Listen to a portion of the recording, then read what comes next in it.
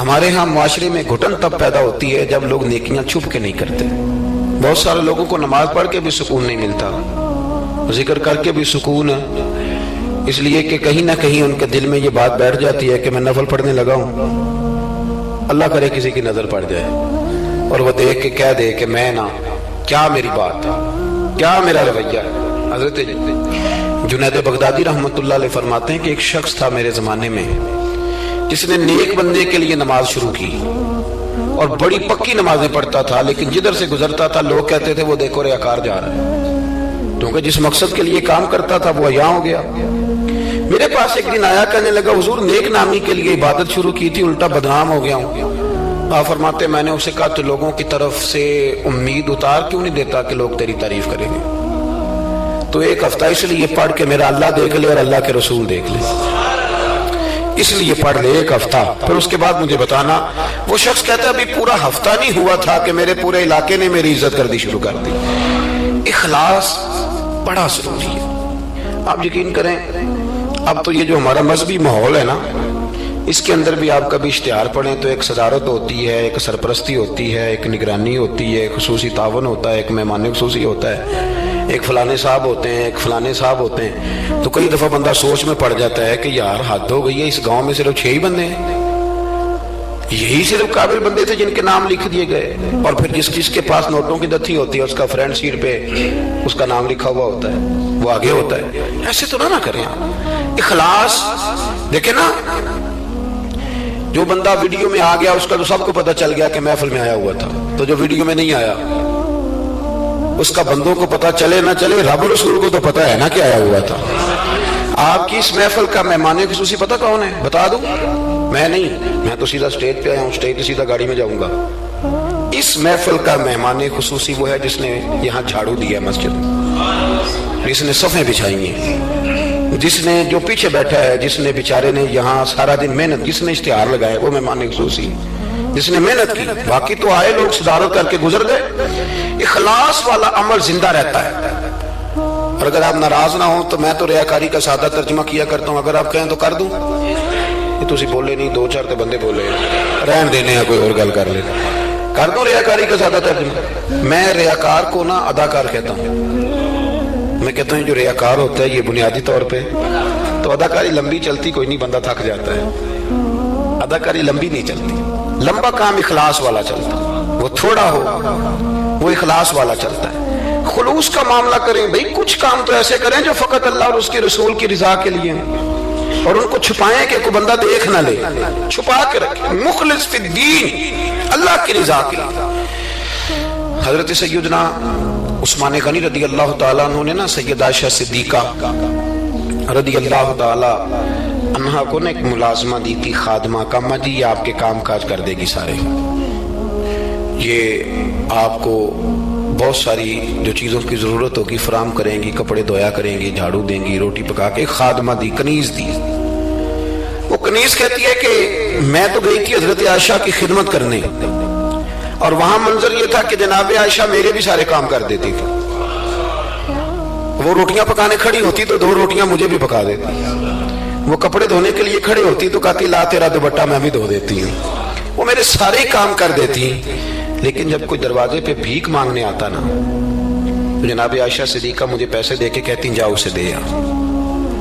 تو میں عرض کرتی کہ اماں جی سارے کام آپ میرے بھی کر دیتی ہیں, اور جب باہر کچھ دینے کی باری آتی ہے تو آپ مجھے بھیجتی ہیں, تو اس میں کیا حکمت ہے؟ تو جناب عائشہ صدیقہ رضی اللہ تعالیٰ عنہ کی سوچ دیکھیں, پھر لوٹیں میرے دوست, دیکھیں ہماری اماں ہماری تربیت کیسے کرتی, دیکھیں ان کا انداز فکر کیا ہے سوچنے کا.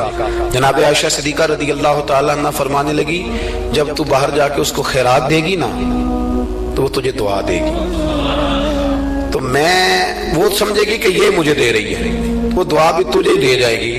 میں دعا بھی نہیں لینا چاہتی, میں نے جو بھی اجر لینا ہے قیامت کے دن اپنے رب کریم سے لینا ہے. میں چاہتی ہوں کہ دعا بھی تو ہی لے لے. میں دعا والا, یہاں تو 36 مرتبہ شکریہ ادا کرنا پڑتا ہے, 36 مرتبہ. فلانا آیا اس کا بھی شکریہ, فلانا آیا اس کا بھی شکریہ, فلاں صاحب آئے ان کا بھی شکریہ. اتنے شکریہ ادا کرنے پڑتے ہیں. اور ہمارے تو دیہاتوں میں لوگ کہتے ہیں نیکی تے میں کراں پر ایکڑا نہ نیکی کر دینے. میں کہ چلو انہوں نے کہنے تو نیکی کیتی تو اشتہار چھپوا دینا. بندہ بڑا چنگا بھی میرے نہ نیکی کر کے، اس کے پوسٹر لگنے چاہیے۔ نیکی کس کے لیے کی تھی؟ بولیے سارے بولیے۔ تو اللہ کو بتانے کی ضرورت ہے؟ ہمارے ہاں تو ختموں میں بڑا برا حال ہوتا ہے، ایک لسٹ دی جاتی ہے بڑی لمبی۔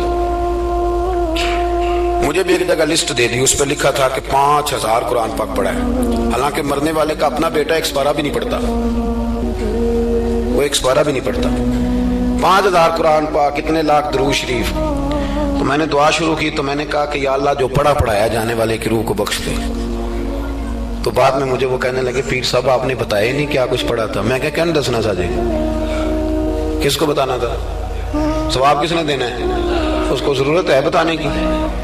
معاذ اللہ، آپ کیسی بات کر رہے ہیں؟ یعنی یہ ثواب بھی ہے بندوں کو بتائیں گے؟ پھر جی یہ 50,000 روپیہ میں اپنے ابا جی کی طرف مسجد دینے لگا ہوں تو یہ ختم میں یہ بھی اعلان کر دیں۔ اچھا جناب، ابا جی آپ کو کیا دے گئے؟ کہنے لگا 2-4 ایکڑ زمین بھی، کاروبار بھی، پیسے بھی۔ تو میں نے کہا اس نے بھی مسجد میں اعلان کرایا تھا کہ بغیر اعلان کے دے گیا؟ اتنی وہ تو بغیر اعلان کے دے گا، تو اس میں سے 20,000 دے رہا ہے، اس کا بھی اعلان کرا رہا ہے۔ اور قاری صاحب بیچارے کئی دفعہ خطیب صاحب الجھ جاتے ہیں، اس لیے کہ جب وہ 1000 روپیہ دینے آتا ہے تو کہتا ہے صحیح کر کے دسیا دے محمد بشیر دکھن علامت بندے پہاڑ والا سمجھ لیں، صحیح کر کے بتانا۔ ہنسنے کے لیے نہیں، رونے کے لیے بات کر رہا ہوں۔ یہ اتنا برا حال ہو جائے گا ہمارا، کس کو بتاتے پھرتے؟ اور میں نے دیکھا نوٹ کھول کر لوگ لے آتے ہیں۔ اس طرح نہ کریں، نیکیوں کو چھپائیں۔ چھپی ہوئی چیزیں قیمتی ہوتی ہیں، یہ قیمتی چیزیں ہوتی ہیں، یہ قیمتی ہوتی ہیں۔ حضرت عبداللہ ابن مبارک بہت بڑے درویش گزرے، عالم بھی تھے، صوفی بھی تھے، درویش بھی تھے، حدیث کے بہت بڑے استاد بھی تھے۔ اور جو صوفیاء سابقون الاولون ہوئے ان میں آپ کا نام ہے۔ آپ نہ اکثر اپنے کوفے کے علماء سے استفادہ کرنے کے لیے نہ کوفے آیا کرتے تھے۔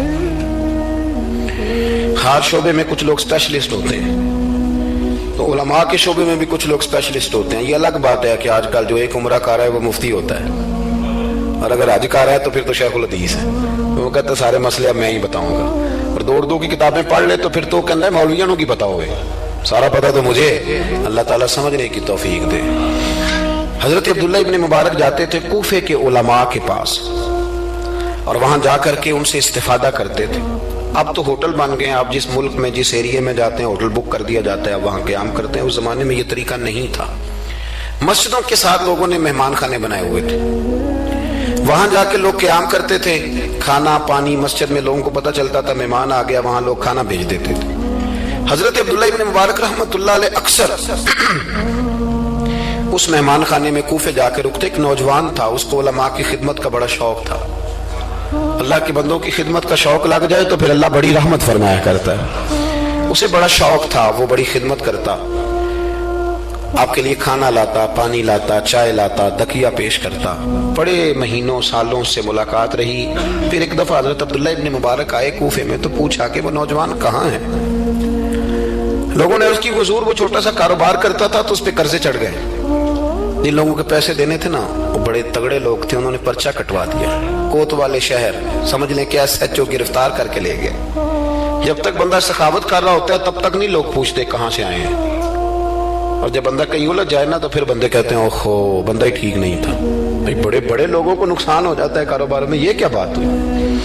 حضرت عبداللہ ابن مبارک کو پتہ چلا۔ ویسے آج کل کا کوئی پیر ہوتا تو وہ پیر صاحب پتہ کیا کرتے ہیں، جب تک مرید جھاڑو دیتا رہے پھر تو وہ کہتے ہیں میرا منظور نظر ہے، لیکن اگر قرضے چڑھ جائیں تو کہتے ہیں اس کا ذاتی معاملہ ہے، میں ذاتی معاملات میں مداخلت نہیں کرتا۔ تو جب تیرے گھر میں 6 درجن کنوں لے کے آتا تھا تب ذاتی معاملہ نہیں تھا، اب ذاتی معاملہ ہو گیا۔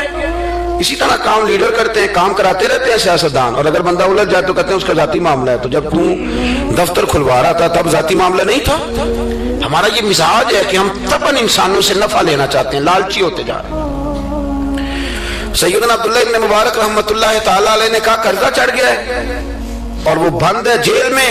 آپ گئے، جا کے کوتوال سے SHO سے ملاقات کی، فرمایا ماجرا کیا ہے، معمہ کیا ہے؟ وہ کہنے لگا حضور بچہ بے قصور ہے، بیچارہ کام کرتا تھا تو اچانک نقصانات ہوئے تو ہوتے ہی گئے۔ انسان جب کامیاب ہوتا ہے تو مٹی کو بھی ہاتھ لگائے تو سونا ہو جاتی ہے، اور جب ناکام ہوتا ہے تو ایسا پھسلتا ہے کہ پھر کسی جگہ اس کا ہاتھ نہیں پڑتا۔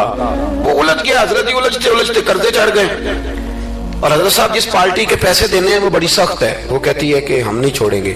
حضرت عبداللہ ابن مبارک رحمۃ اللہ تعالیٰ علیہ فرمانے لگے پیسے کتنے؟ کہنے لگا 50,000 دینار۔ آپ سمجھ لیں کہ 5 کروڑ روپیہ. تو حضرت عبداللہ ابن توجہ ہے نا میری بات پہ, تھک تو نہیں گئے آپ لوگ؟ حضرت عبداللہ ابن مبارک رحمت اللہ علیہ فرمانے لگے اگر تو میری ایک شرط پوری کرے تو میں پیسے دے دیتا ہوں. میری طرف دیکھیں, کہانی تو نہیں نہ سنا رہا میں, آپ ذرا غور تو کریں کیا کہہ رہا ہوں. یعنی 50,000 دینار.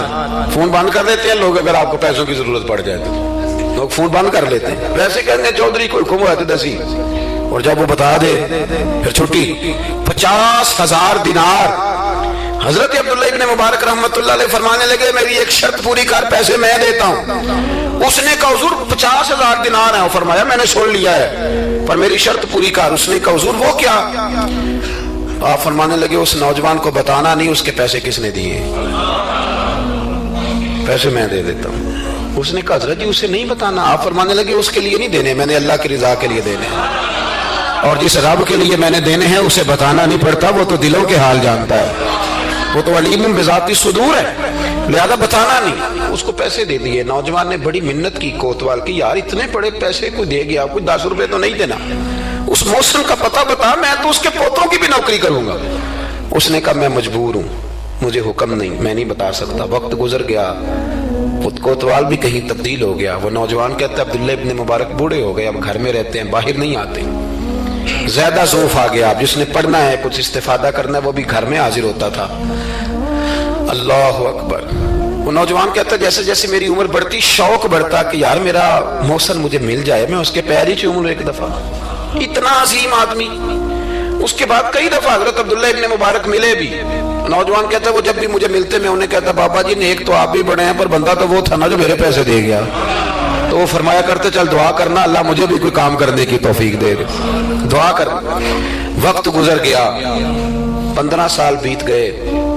ایک دن وہ کوتوال کہیں رستے میں مل گیا تو اس نوجوان نے نا سر سے پگڑی اتار کے پیروں میں رکھ دی.